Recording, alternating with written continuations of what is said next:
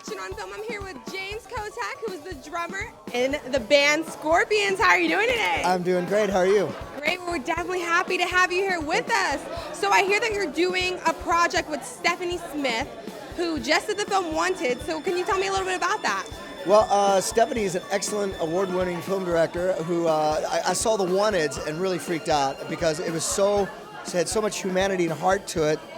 And it started off as a musical documentary about himself. And I've been in rock and roll 30 years, and I thought, gosh, I would like to maybe talk to Stephanie about doing it.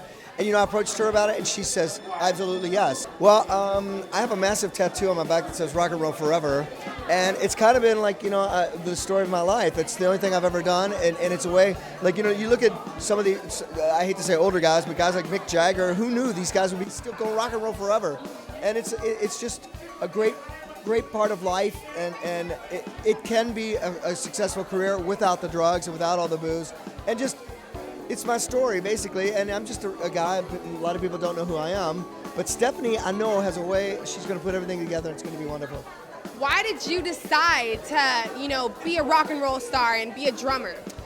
It wasn't so much when I was a kid about being a rock and roll star. I fell in love with rock and roll drums. I grew up with Led Zeppelin and all the great 70s acts, and all I could do was think about playing rock and roll. All I could think about was rock and roll and playing drums, and it's the only thing I know and the only thing I love. I have many interests, but that's it. And it's like the best drug in the world. And once you start, you just can't stop. That's why some of these rock stars, you go, well, wait a minute, you've got $300 million in the bank. Why are you doing this? The reason is it's just the best high and the best drug ever. What advice do you have for aspiring drummers who want to take their chance in the rock and roll field? The first thing is learn another instrument. You got to, learn a guitar, learn whatever, and write songs, because it's one thing if you can go on the road and earn your money playing rock and roll.